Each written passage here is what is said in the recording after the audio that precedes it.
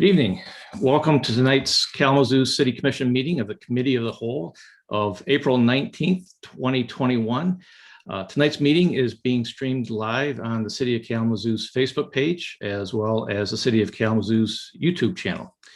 You can listen to tonight's meeting on your phone by calling area code 269-552-6425 and entering meeting ID number 985-1200-0430 when prompted. And you can also leave a public comment for tonight's Committee of the Whole meeting by calling area code 269-226-6573. And I'd like to turn tonight's meeting over to Mayor David Anderson. Thank you very much, Deputy City Manager Chamberlain. I really appreciate it. Welcome everyone to our Committee of the Whole meeting for Monday, April 19th. To recognize the fact that this is the week we celebrate Earth Day, I've actually moved around to the other side of my desk so people can stare out the windows behind me that I've been staring out for the last year and a half as I sit on the other side of my desk and been watching owls and deer and all kinds of other things happening outside these windows while our meeting's going on. So I think you can see a few trees out there over my shoulder. So I'd like to call this meeting to order and ask our good clerk, Scott Borling, to please call the roll. Commissioner Cunningham. Here in the great city of Kalamazoo. Commissioner Hess. Here in Kalamazoo. Commissioner Knott. Here in Kalamazoo. Commissioner Pradle. Present in the city of Kalamazoo. Commissioner Urban. Vice Mayor Griffin. Here in Kalamazoo. Mayor Anderson. Here in the city of Kalamazoo, and Commissioner Urban is here. Did you say? Yeah, I'm here now. Okay. In Kalamazoo. Thank you so much. Are there any communications this evening? None, Your Honor. DCM Chamberlain, are there any public comments? None for this meeting, sir. Thank you, sir. So for this evening's Committee of the Whole, our first item is review of upcoming City Commission agendas. And who's going to be leading on that? Deputy City Manager Chamberlain. All right. Just real quick. All right. DCM Chamberlain, take it away. So just real quick, at tonight's 7 o'clock regular business meeting, we do have a number of items. We have 5 public hearings, which is a little bit unusual for a business meeting, but we have a public hearing regarding a project plan for some of our water improvements on some of the funding we're going for, and it's a requirement to have that public hearing. 2 rezoning public hearings, separate. A public hearing for the analysis to impediments to fair housing that Director Bonner and others have worked on for a long time, as well as our 2021 action plan, a public hearing for that. That is the document that we submit to the Department of Housing, Urban and Development for our upcoming 2021 fiscal year federal funding for that. So as we look ahead to our future Committee of the Whole meetings, we do have some topics, and as we mentioned before, that these dates are subject to change. So just looking at the general topics that we're going to be talking about, we've been in conversation. There's some information that the clerk would like to share, Clerk Borling, about elections. So we're going to be scheduling that. We also hope to be receiving soon the guidance from the federal government on the stimulus program.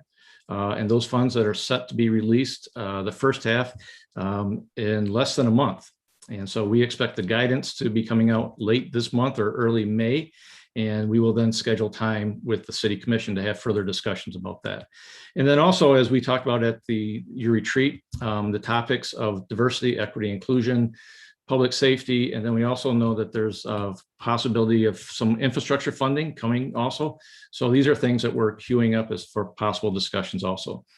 And we also want to just remind the public that all of the Kalamazoo City Commission's schedules and packets can be found on the city's website at kalamazooCity.org/city commission. So that's the best way to get a hold of all those packets that are released every week. So with that, I'll turn it back to the mayor. Thank you, DCM Chamberlain. Hey, since we're talking about upcoming agendas, I'll touch really quickly on the business meeting we have. We have coming up here at 7, we have 2 proclamations. And I assume, one of them is for Earth Day. I assume as our liaison to Environmental Concerns Committee, Commissioner Hess, you'd like to read that. And if there is someone who would like to read the other one, which is Arbor Day, please let me know and make sure you have a copy of it. So be ready to read it. Okay, Commissioner Urban. Next is the topic for our work session tonight. And this is a follow-up on our retreat. And the topic tonight is housing. Who is leading on that? Okay, I will kick things off. And thank you, Manager Ritzman. As the mayor said, this is a follow-up from our retreat last month and diving a little deeper into housing. And I am going to turn it over to Community Planning Economic Development Director, Rebecca Kick, and she'll introduce our presenters this evening. Thank you, City Manager Ritzman. Thank you, Mayor, Vice Mayor, Commissioners. It's lovely to see you tonight and be reviewing this topic. I'm excited this time because last Saturday when we were discussing this topic, I did not have my amazing team with me. And so tonight, what's really great about this is we're going to have Community Investment Manager Antonio Mitchell, who is going to be able to introduce many members of his team, as well as City Planner Christina Anderson, who will participate, and then myself and Deputy City Manager Laura Lamb will also be available for questions, and Laura will also have a part of the presentation as it relates to the continuum of care and the great work that she's been doing there. So I'm going to go ahead and turn it over to Antonio so that they can get through the presentation. Hopefully, we're going to try to do it a little bit quickly so that we can get to your questions. Go ahead. All right. Good evening, Mayor, Vice Mayor, Commissioners. It's good to see you again 2 weeks later. Now this time I will not be talking the whole time. So that's the blessing for you guys. You just get a couple minutes of my talking this time around. Jeff, are you bringing up the PowerPoint? Or is Cheryl going to bring it up? You can get that up and get started. All right. So this is the cover. Similar but different from last time. I did the presentation a couple weeks ago. As you can see, there's many different housing models here, from the lodge housing that's coming with Nights in the future. We got Eastside Neighborhood Association sign for things we're going to talk about in the future about East Neighborhood. We got the Creamery project, great project in the Edison neighborhood. Single family housing. This is one of our tiny houses on the east side, to be exact, and then some other housing components here in our neighborhood revitalization and single family housing. So next slide. So that's just a snapshot of housing in general, but wanted to make it clear as I talked to staff that the public knew that in the case of community development, it's more than just housing. Housing is the one initiative of this component of what we do in community development, but there's many other areas that we touch on that hopefully the mayor, vice mayor, commissioner will invite us back at another time to talk about issues. Housing is one component, a key component, but we also do work with neighborhood associations in the community. We just started trying to work with block clubs this year. That's part of our initiative, new part of our initiative of really working closely with those groups. Some ones that we have identified and want to work with, and then others that have been existing for a while that we're going to hopefully help them grow and expand their capabilities on those blocks. We do neighborhood engagement. That's part of the neighborhood association and working with block clubs. One area that we talk about a lot that city people may not know the city's involved with communication is community workforce enhancement initiative, working with residents to work with Michigan Works and other agencies to find good jobs. Fair housing initiative, we talked about that in the past. We are one of the main components with implementing the Imagine Kalamazoo 2025 initiative. That's part of our foundation of the things we talk about and present to the commission on a regular basis that tie into that initiative. We really work hard with community collaboration with some of our nonprofits, like I said, neighbor associations, and most importantly, what we're trying to do now with some of our faith-based organizations in the community as well, with some initiatives. And that's a new initiative to help hopefully some of our faith-based organizations expand their footprints and where they're at and what they're doing with community development and economic development initiative here in the city. With all this comes about our neighborhood plans, which we work with the neighborhood associations in the community to create these neighborhood plans that help us focus in these areas. And we also work with health and public education opportunities, which that's what COVID was. So all the things we did with COVID-19, with some of the initiatives on economic development and the community development side, it came from this division underneath CPE&D. And this division underneath CPE&D is the community investment initiative, or the community investment little division that we have underneath the community planning and economic development. And underneath that umbrella is very important to us, that ties with the Imagine Kalamazoo 2020-25 initiative, is Shared Prosperity Kalamazoo, which we would love to come back another time and talk about all the things that's happening underneath that umbrella and what that board is doing to assist with the growth and development into our 3 neighborhoods. But as I stated, we are talking about housing tonight. We wanted to make sure that the community understood that under community development, there are many different avenues that we take to work with the community. And then under community investment, our focus is economic development, which I spoke about a couple of weeks ago, and community development, which we'll be speaking about tonight, focusing just on housing. So without further ado, next slide. Ms. Sherilyn Parsons is going to be doing the presentation. She's going to be doing a good chunk of this presentation, talking about housing. Sherilyn is the Housing Development Project Coordinator. She's brand new, but she's not brand new to the community. She has worked in the community for a number of years on this area of housing and housing development. Pretty much I said, you got the reins to make this happen and talk about, because we have a great vision and initiative to really work with, as you see from this list, developers, working with HUD to expand those dollars, what we're doing there, with her being the liaison for information and sharing and discussion in the community on housing, and being the lead to make us more productive in what we're doing with infill housing and development in the city. So without further ado, Ms. Sherilyn Parsons. Thank you. Thank you so much, Antonio. Thank you all for having me. Next slide, please. So I am here to talk about housing, and when it comes to the housing strategy, we take our cues, our guidelines, first and foremost from the guiding principles that you see here. We work within the strategic plan, Imagine Kalamazoo. We also work on the HUD consolidated, from the HUD consolidated plan, which information from the comprehensive housing market analysis funnels into that. We have the master plan that we look at. As was mentioned earlier, a new analysis to impediments to fair housing just came out. So a new set of challenges and solutions to work through are coming into our division. So we'll be looking at that. And then we also have all the unique and individual neighborhood plans.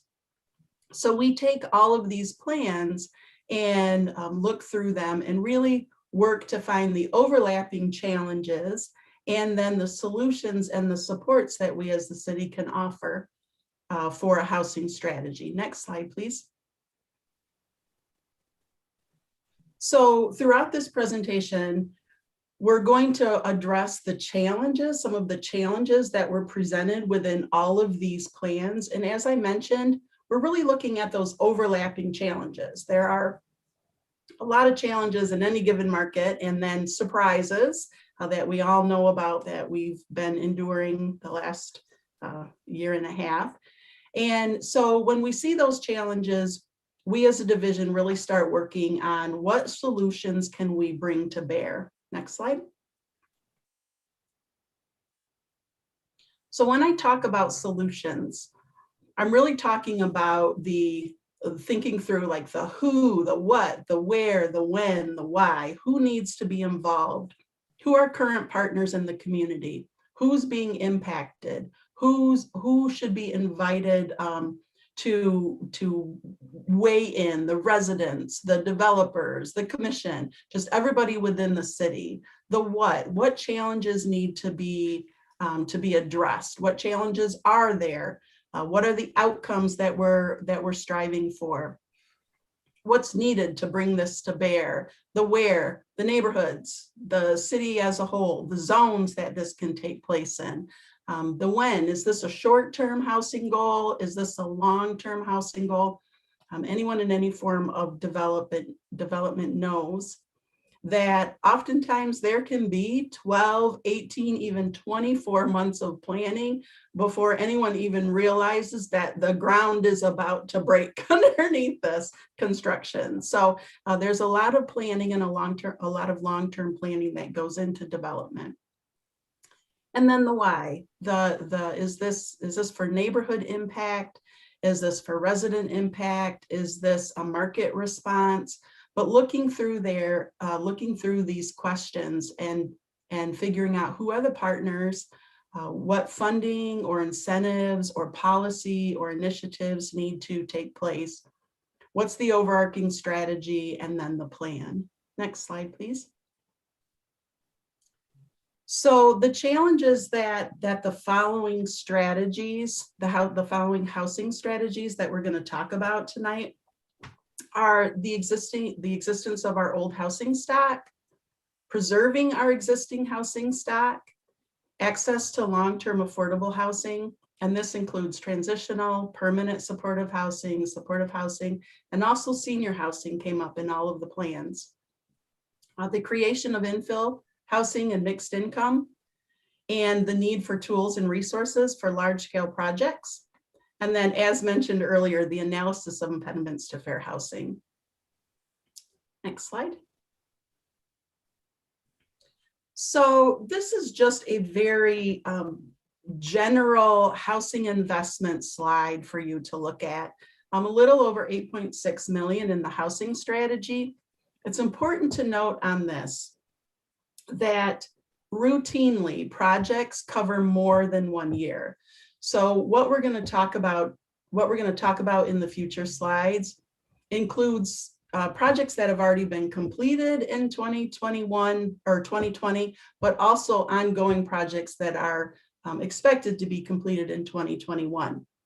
So routinely there's kind of cross years, and there's also multiple funding. So funding comes in at different times. So there is kind of an overlap when we start talking about the different units and housing impact. The 4 strategies that we're going to talk specifically about within the housing plan are acquisition, development, resale. If you hear me use the acronym ADR, I am referring to acquisition, development, resale. It's the acquiring of existing property, building it up, rehabbing it to full housing standards, and then reselling it. So the goal and outcomes is 76 units on that. We're going to be talking about infill housing. Traditionally, people just think of that as new construction, multifamily, and rehabilitation repair. Next slide, please. So the first strategy that we're going to talk about is the ADR, the acquisition, development, resale. And so as I mentioned, we as a division, we start to think about, if this is part of our strategy, what are the solutions that we need to bring to bear? And so one of the solutions that it became very evident that we needed to deploy was we needed to have an incentive policy. So recently an incentive policy was adopted, and so this incentive policy plays into the creation of affordable housing. We might look at solutions of zoning. Do we have some zoning constraints, and we need to look at the zoning? And so later on in this presentation, Christina Anderson will talk about some of the solutions that have been addressed in anticipation for these different development strategies. We might be looking at neighborhood enterprise zones, or can we take advantage of any opportunity zones? We work with housing, urban, and development brownfield redevelopment. We're working on new and cool strategies for scattered site tax incremental financing with brownfield redevelopment. We might be looking at accessory dwelling units, like how can we maximize density and create affordability and create small units that people are requesting that they need for extended family members, and shared equity housing or home ownership programs. Next slide, please. So with an ADR strategy, we are really addressing the challenges of our old housing stock, preservation of existing housing stock, long-term affordability. And the cool thing about an ADR strategy is it allows flexibility to build programming into it. And so the way that we do that is in partnership with the neighborhood associations, the local nonprofit housing agencies, the local foundations, to help cover gaps in the cost to rehab versus the cost for resale. We look for funding sources for the Foundation for Excellence. We work with Foundation for Excellence. And then we're also really investigating how or in what way could we maximize efforts and outcomes with the county millage housing for all. So that's something we're talking about and figuring out how does that funding potentially play into some of the city strategies. The ADR program traditionally is funded with home and community development block grant monies, those federal funds that we receive. And then sometimes we find that even with the partners, even with the funding, that we need to bring in additional programs to help preserve our existing housing stock. And so we do have a staff member that's going to talk to you about the HUD-led program that is launched in coordination with Kalamazoo Neighborhood Housing Services. So he'll talk about that in a little bit. Next slide, please.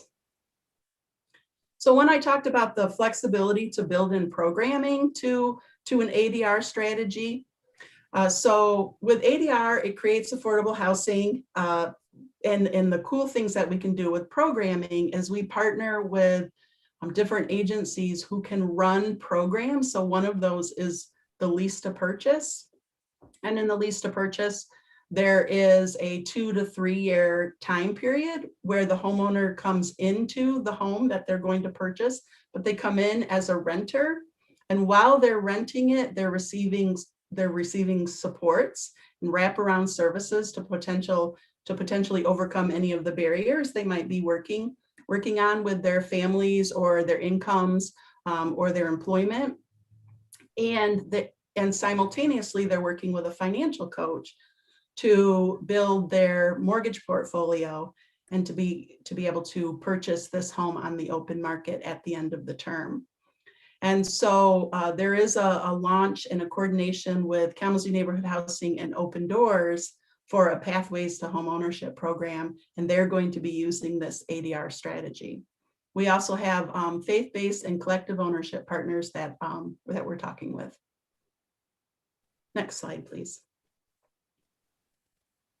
So the next housing strategy is the infill housing strategy, new construction. With the new construction, the solutions we're thinking about, once again, are the zoning. How can we maximize affordability? We're looking at the accessory dwelling units, ADU units to create additional affordability.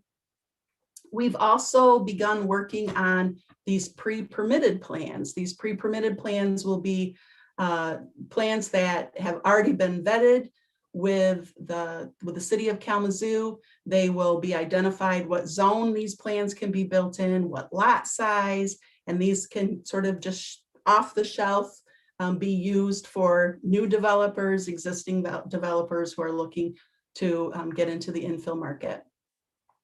We're also doing a scattered site plan for infill housing, and we're doing that in conjunction with Brownfield Redevelopment Authority and the Kalamazoo County Land Bank. So there are a lot of solutions, a lot of infrastructure that goes into a housing strategy, a lot of pre-planning before anything actually starts to move. But these are all things that are in play and in the works. Next slide, please.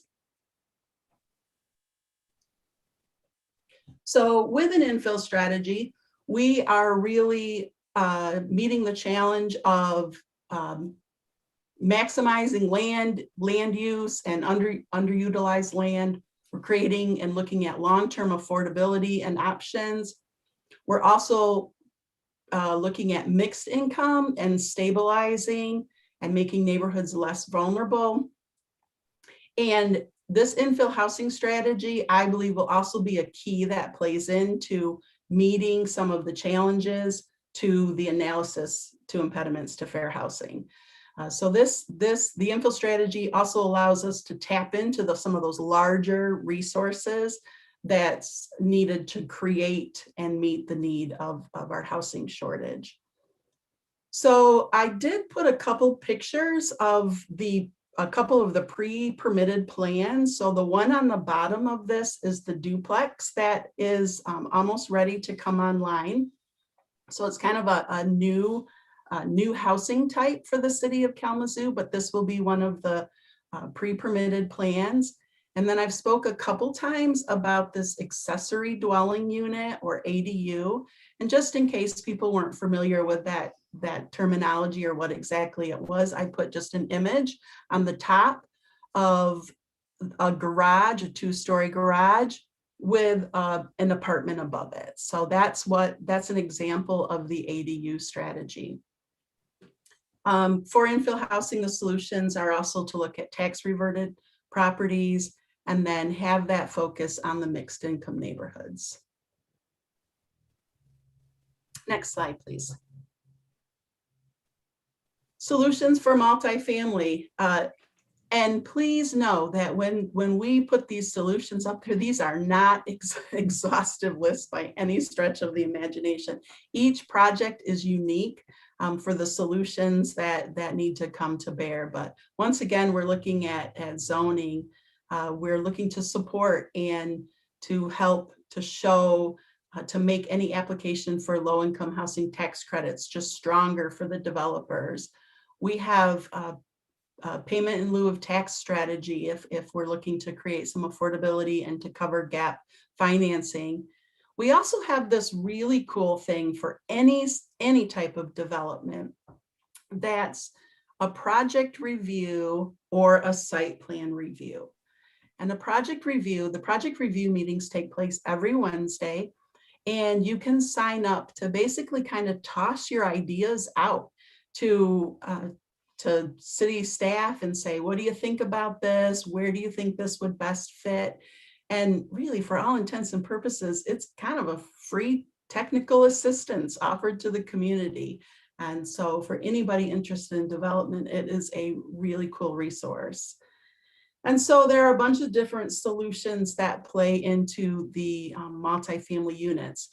Working with HUD again, working with Michigan State Housing Development Authority, MISTA, working with our local initiative supports corporation. And once again, we're really trying to strategize how can we leverage and maximize that Kalamazoo County Housing for All millage. Next slide, please. So with the multifamily strategy, we are looking at long-term affordability. And so we, as much as possible, we want all our multifamilies to be mixed income. And we desire this so strongly that we built in incentives for developers to try to help incentivize having affordable units. And so some of the solutions that we addressed before, that we talked about before, the pilots, the gap funding, working with federal funding to create affordability. We try to maximize as many affordable units in our multifamily developments. Also, tying in with zoning, which Christina will talk about, one of the solutions, why zoning was one of the solutions, is so that we could think about how can we create mixed use options, meaning there could be a form of residential and commercial. And what does that look like, and what does it need to be zoned to be allowable? With the multifamily, we are meeting the challenge, really thinking that this is a solution for that long-term affordability in transitional and permanent supportive housing, senior housing. You got the mixed use, the mixed income. So it's a really multi-hit strategy, housing strategy. Next slide, please. So just to mention the senior housing strategies. So really with this, there have been developers who have come forward who want to do this type of development, nonprofit developers, but the faith-based community has really been active. They've seen that they have an aging congregation, and this is a need that they see within their circle of living. And so the faith-based community stepping up to do senior housing development. And then we have neighborhood associations who are partnering, and private developers. Next slide, please. So the last housing strategy that I want to talk about is this housing repair and rehabilitation programs. So just for anybody listening, if you're kind of thinking, well, what's the difference between rehabilitation and repair? If you kind of just think large projects versus small projects, $2,000 and up, you're starting to think about rehabilitation. $2,000 and lower, you're thinking repair. So if you're thinking the difference between repair and rehab, repair is a full roof replacement. Rehabilitation, full roof replacement. Repair, a storm blew through and you had some shingles fly off and you need to put some individual shingles back on. That's a repair. You got replacement versus repair. You're replacing all your windows. You're talking about rehabilitation. You're fixing cracked storms. You're probably talking repair. You're fixing railing, repair. You're putting in a new kitchen, rehab.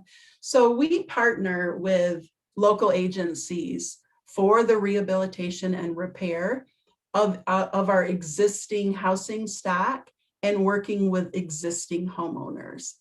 So the repair and rehabilitation programs are vital in meeting the needs and addressing the challenges of our old housing stock, in preserving our existing housing stock, in maintaining and creating affordability across all platforms and neighborhoods. And it also supports the city of Kalamazoo's housing market. It just helps to stabilize the housing market.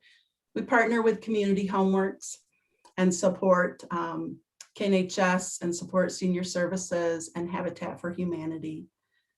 We oftentimes find that there are additional programs that need to be launched.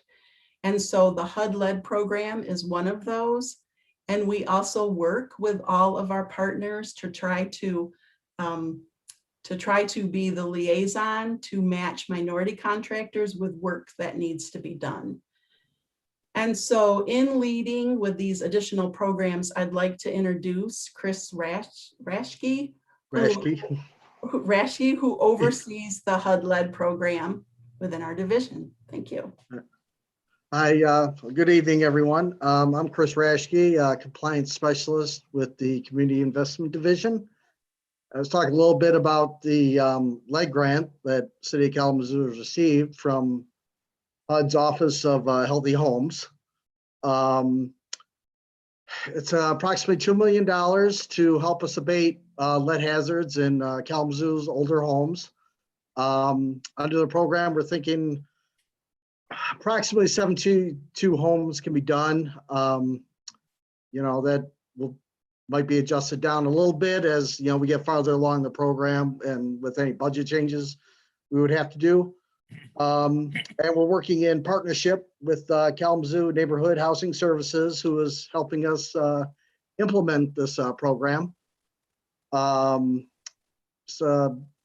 a couple of requirements under the program. You'd have to income qualify, but it is open to owners and renters. And, your home would have to be built before 1978, which is the, last time they used lead paint in residential homes. And it's really targeted for homes with children who are under 6, or any pregnant women living in the home, or even, if children are visiting the home, those homes will still be eligible. If you're like a grandparent or something watching kids a couple of days a week. And if you're interested in finding out more about the program or an application, you can visit KNHS at their website at knhs.org, or give them a call directly at 269-385-2916.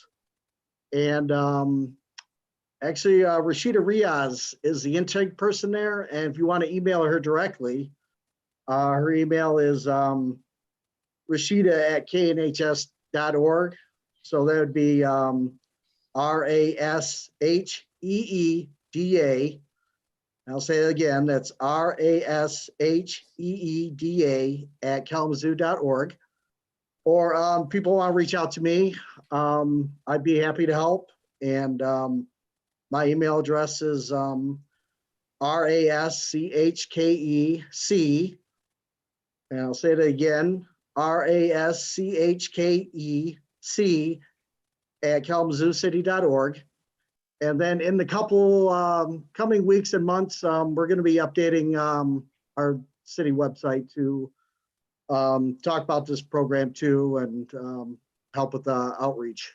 So, I think with that, I think I would be turning it over to Laura. Yep, I'm next. Thanks, Chris. Hi, Deputy City Manager Laura Lamb. So tonight the team is really trying to give just a sense of all of the work that we're doing across the continuum. And in terms of our efforts to support our unhoused population, we really see the city's role largely in supporting our continuum of care. Not only the continuum of care and the team at United Way, but its many partners, housing providers, social service agencies, volunteer groups like Kalamazoo Coalition for the Homeless. So as a COC, as a continuum of care, it's really charged with how to help an entire community sort of assess where the greatest needs are, listen to individuals that are in the struggle, understanding where they're at, and then trying to figure out the best way to go about matching interventions and solutions with their particular situation. In terms of the enhanced continuum of care that we have now, we've got a full team at United Way working on trying to get organized around the continuum. Currently, right now, the continuum of care is embarking on a planning effort to have a new strategic vision. This is also an opportunity to engage more people than ever before, and then do a little bit of that matchmaking that I mentioned, understanding where people are at and what's the best way to assist and help them get where they want to go. Through Foundation for Excellence, the city has supported the operations of the continuum of care. Right now, they are set up for 3 years of operations.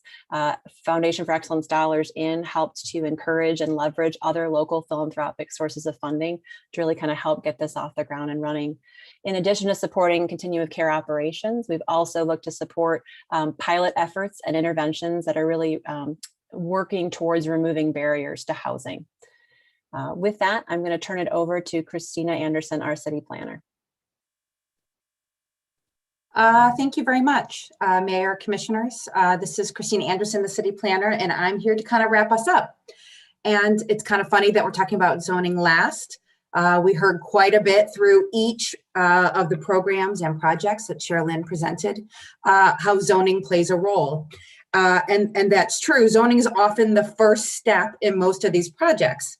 And, it is important, and it's our belief at the city that the zoning needs to be right. And so it is not the first hurdle or hiccup in these projects or serves as a barrier for us to achieve our housing goals.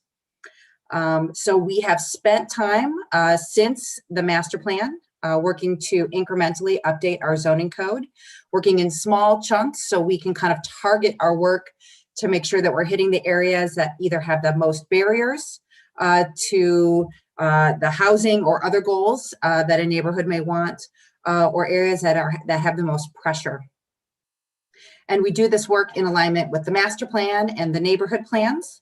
And some of the examples that we've done since 2017 include tweaks to the residential zoning districts to make sure that the vast majority of lots in the city are easily built upon. We have created a handful of new mixed-use districts that really are important because they provide flexibility for both increase in density of housing, but also that ability to do residential and commercial, recognizing that the pattern in many of our neighborhoods and many of our key streets is a pattern that goes back and forth between commercial and residential. So recognizing that as a fact and then supporting it. And one of the other key things which we did before COVID, which many cities are now spending a lot of time thinking about, is expanding our home occupations to make sure that they fit with the careers that exist in our community now, and make sure that they can operate in a way that both benefits individuals and so they can work safely and also serve our community. So with that, I am going to I think we're opening up for questions on any of the topics that we've presented this evening. Correct. Commissioners, I don't see anybody at this point. Is the screen sharing still going on here with, there we go. Commissioners, are there questions on any housing related topic for this evening for our great staff that are here? Yeah, Commissioner Pradle. Sure. Just have a couple questions here. Well, I was just going to first make a comment. If you ever want to talk to somebody with just a real passion and excitement for his field of work and helping families, if you get a chance to touch base with T at KNHS, it's like the initial just T, like the letter T. But he is a phenomenal resource when it comes to lead safety in the home, and I encourage people to reach out to him as well. Just a question for staff in terms of the ADU or the accessory dwelling units. I was just kind of curious about where you're envisioning that going and where we are in that process. If you could share a little bit about that. So I'm guessing there's two parts to that question, and one is zoning and one is how with our pre-approved units. So I'll talk first about the zoning. We allow accessory dwelling units everywhere. They can be detached, like the one that Sherilyn gave the example to, or it could be what some people consider a garden apartment or mother-in-law apartment that's actually attached, into the principal structure as part of the building, just with a separate entrance. So in terms of where they're allowed, that is less of an issue than getting them built. Cool, thank you. Yeah, so to tandem on what Christina said, where do we envision them happening? All infill, wherever the lot can support it. Really, because there's just such opportunity for the accessory dwelling unit to fit in with the neighborhoods and to really create that neighborhood impact, to return some density, as well as to supplement income, create wealth and equity. So yeah, it's a strategy we're really seriously looking at for all and as many of the infill projects we can get them on. That's great. Yeah, thank you. I think that's Just going to be a great tool. A little more, Chris, a little more on that. Just also, when we talked about marketing and a couple weeks ago, marketing and education, this is that perfect example where it was brought up that a salary unit could be part of a house. I don't know about everybody else. I got an older parent that, what if she needed to come, my mom needed to come stay with me? Could I live someplace and create space for her to be comfortable, to be by herself, but be with us at the same time? And this is something we want to educate people on, that this is a possibility with our infill housing, that you can build you a house and then build an attachment or a separate component that you may need to build for your dad, your mom, or someone else that wants to be with you, but doesn't want to be that close. They want to be in the same house. And so this is something that we want to educate people on, that these are some other infill opportunities that we want to make sure people take advantage of here in the city of Kalamazoo. Yeah, for sure. That's great. I think eventually as well, that might lead well into different type home share type programs like you see in Ann Arbor. I think that's a great model. And again, another great opportunity to help, especially seniors remain independent in their homes, provide, additional income generation, but also to help provide affordable options for people to have a roof over their head. I was just going to ask as well, for the project review and site plan assistance meetings that you mentioned on Wednesdays, I think, Sherilyn, I think that was in your presentation. How does that work exactly? Do people sign up to have an appointment with the team, or is it just like one big group that they come into where they get input or what? I was just kind of curious how that happens and how people can contact you if they are interested in participating in that. Yes, so right now there is a sign up because there's just been a lot of interest. And so we just want to make sure that people aren't coming into a room and sitting there and then not getting to the table. So there is a sign up where they can reach out. Right now, I believe the reach out is going right to Antonio too. Yeah, going to Deanna Benton. Deanna Benson. Deanna Benton is the scheduler, and we can make sure that her phone number and email get put out in circulation. And sometimes we can schedule for next week, and sometimes, like right now, we are pretty busy. So we're looking a couple weeks out. And, the beauty of this meeting is that it could be, you could be trying to decide between two lots for your project. You could have your lot, but trying to figure out, should you be 2 stories or 3 stories or 1 story? And we can tailor the meeting to make sure that we have the right staff there. So if you just have building code questions, we can just have our building staff there. But if you need to understand utilities and traffic, then we invite staff from that. So it can kind of grow and contract to make sure that we're answering the applicant's need, or, applicant's questions in each meeting. That's really great to hear. It sounds almost like a wraparound strategy for people who are looking to get started, so they don't get too far with things before they know that they have all the knowledge or resources. So thanks for doing that. And just since I didn't have her information, just so you know, you can always call 311 and ask for projects to be scheduled for a projects meeting. And they'll connect you directly to Deanna, who keeps the master schedule. Great. Good. Awesome. Thank you. And then I just have one more question. It's hard to break down what questions asked because there was so much great content. The last one is just about title clearing for homes. Maybe I'll share this as double as like a comment, but also a question. We in my day job, but we're seeing a number of people who have a critical need, and it's a great resource, but it can be a pretty time-consuming resource for some people, and in some cases it could take like 3 to 6 months or more to get that title cleared. I'm just curious about what success you're seeing with that program, and if it's something that we're looking to continue to invest in or support. And just curious about the status of that as well. I didn't hear too much about that in the presentation. I was just curious about that. Yes, so we are looking to continue that into this next year. We do have, I believe that the MOU is still in the works for that, but yep, we're still working on the clouded title, the clearing clouded title. Yeah, we're going forward with that because we do recognize that is a need to make sure that people preserve their equity in their home.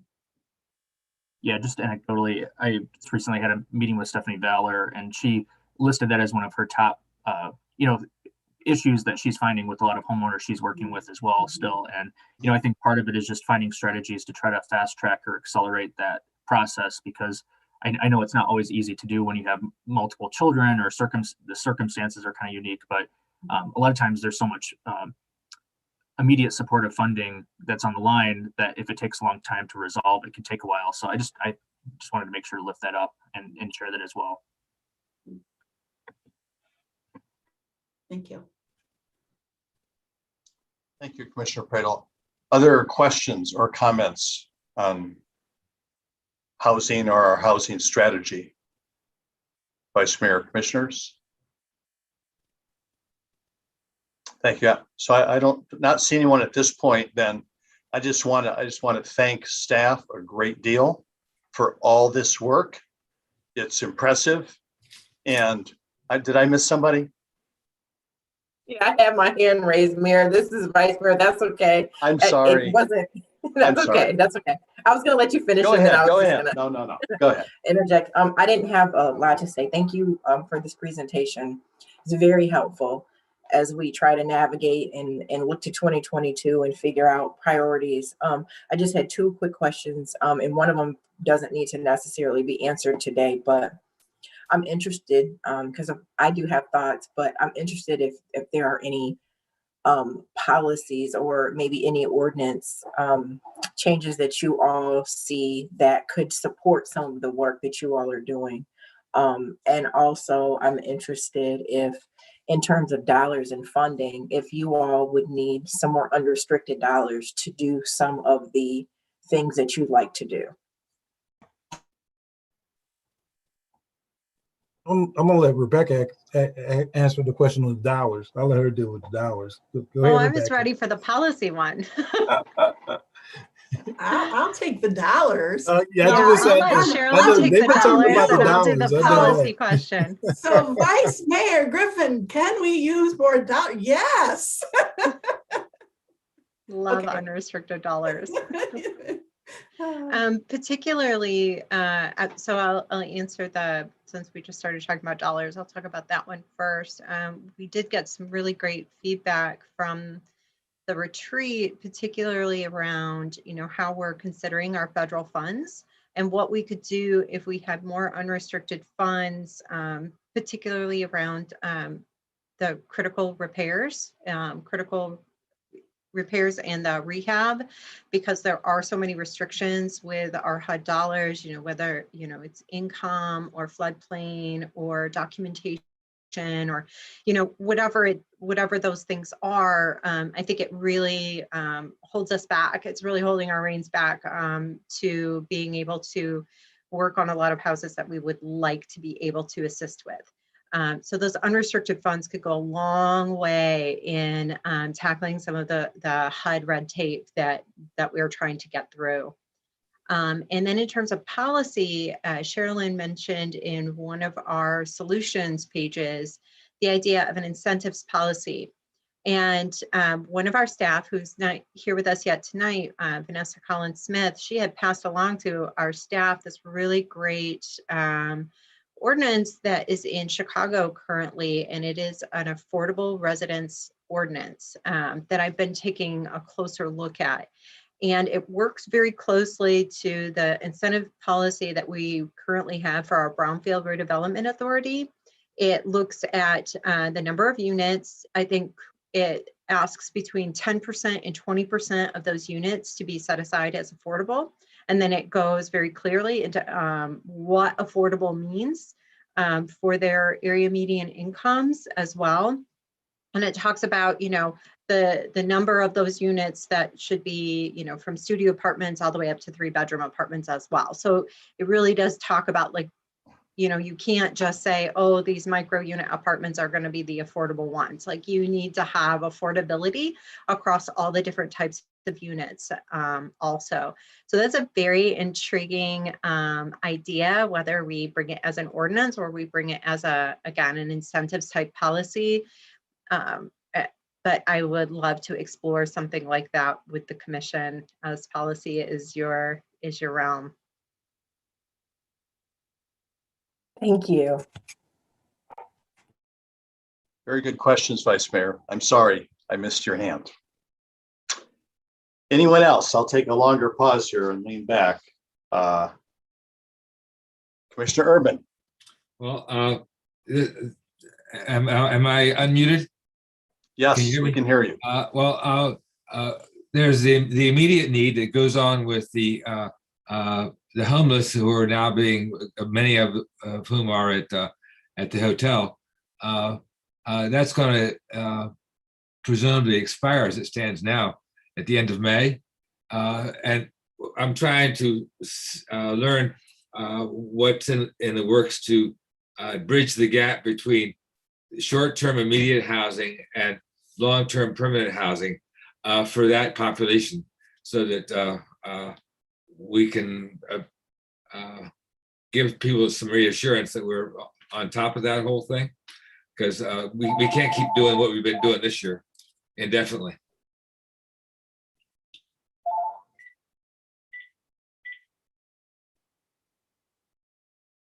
Is that a question, Commissioner Urban? Yeah, I just want to know what's is there anything you can tell us about what's going to go on after May 1st, or is it that's a whole other topic for another discussion? I mean, between emergency housing and permanent supportive housing, there's a gap, and I just want to know if there's any what you could tell us about how we're going to bridge that gap.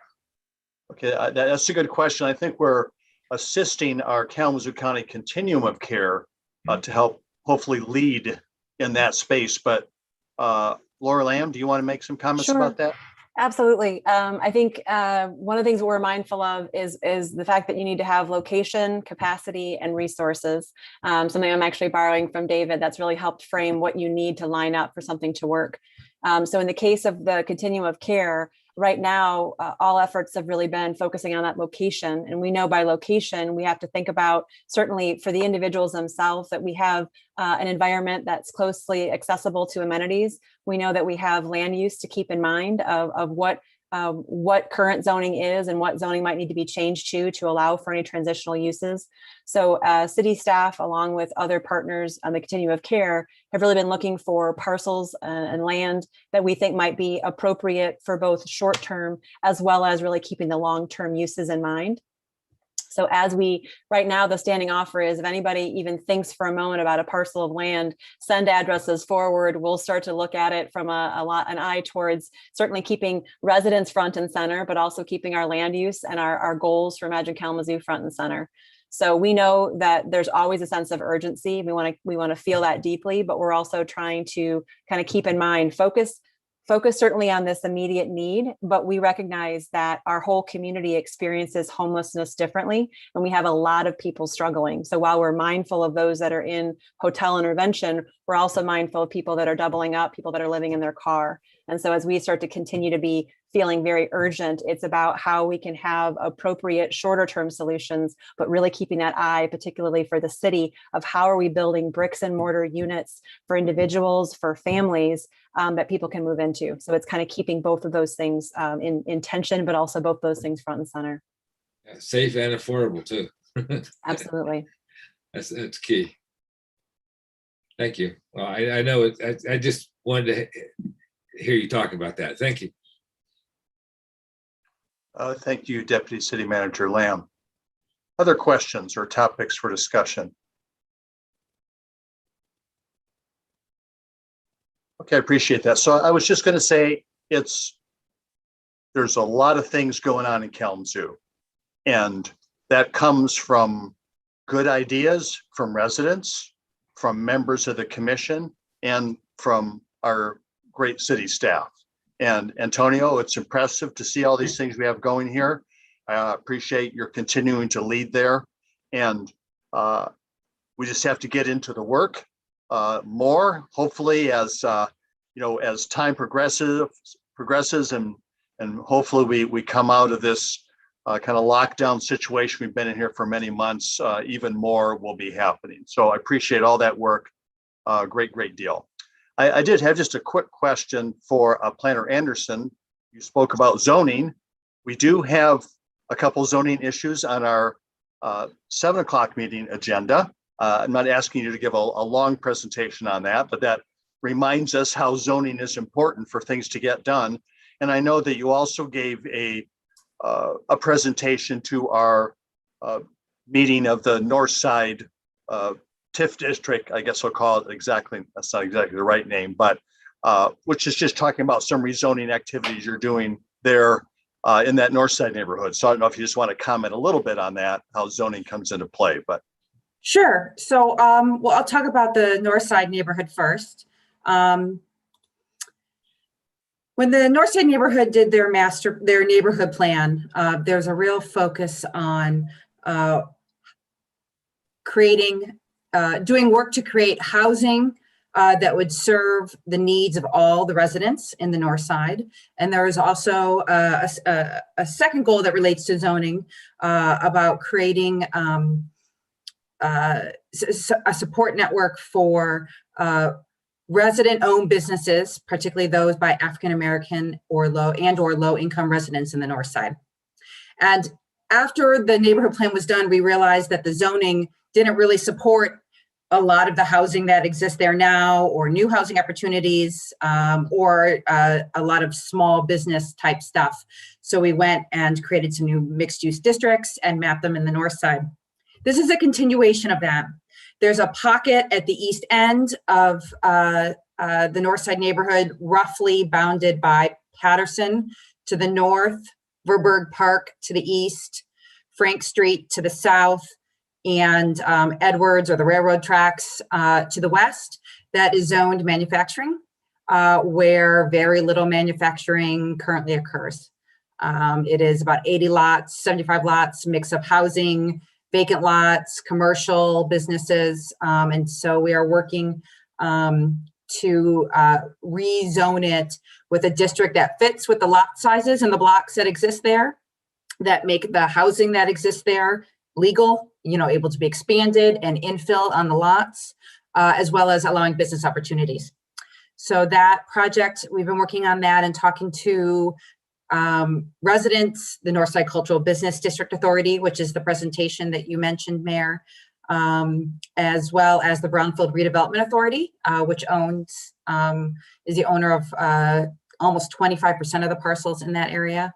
And we hope to take that to Plan Commission on June 3rd. Tonight, you have two cases in front of you. One of them is related to what I just spoke about. There's a property within this area in the north side where the gentleman, Mr. Bogan, was just ahead of my process and is purchasing a property to do a mixed use project, commercial along Frank Street with some attached housing in the along Pitcher. And so he is moving a couple months ahead of us. He's requesting to rezone that manufacturing property to Live Work 1 to support his project. And so that is one of the two cases. The address is 315 Frank. And the other case you have before you tonight is on Ampersea, between Ampersea and Riverview Drive. And it is a property that is zoned many things. This is a great example of how zoning can be a unintentional, but still a barrier. There are two properties next to each other. One faces Riverview, one faces Ampersea. They're zoned differently. They have a different overlay on each parcels. And so, it's a matter of kind of making the two whole so you can do a comprehensive development that fits with the commercial character of Riverview Drive and has enough space for the lot in order for it to be fully developed. And it will support two local businesses.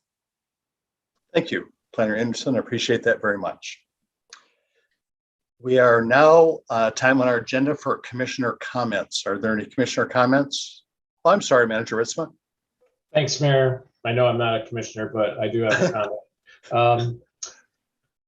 Going back to the housing discussion we just had, as far as next steps go, we are working with our facilitator, Damara West, to schedule some more, I'll call them mini retreats. And for this topic in particular, we will be revisiting it and looking at what success looks like for 2022 in this area. So just a preview of what's to come, and we'll have other retreats for other areas that we discussed at our last retreat. Thanks, Mayor. Thank you, Manager Ritzma. Seeing no other comments, then. Mayor, just really quickly. Yeah, Commissioner Hess. I just want to thank our CPED team and Rebecca and Antonio and everyone who presented, and for also presenting, putting together the reports that we're going to address tonight at the business meeting. It takes a lot of work, takes a lot of love, and it takes a lot of commitment to the greater ideals of both IK 2025, Shared Prosperity Kalamazoo, and everything that we want to be as a community. So thank you for being involved in all of that. I second that. Thank you, Commissioner Hess. We are adjourned and we'll see each other here in under an hour at 7 o'clock for our business meeting.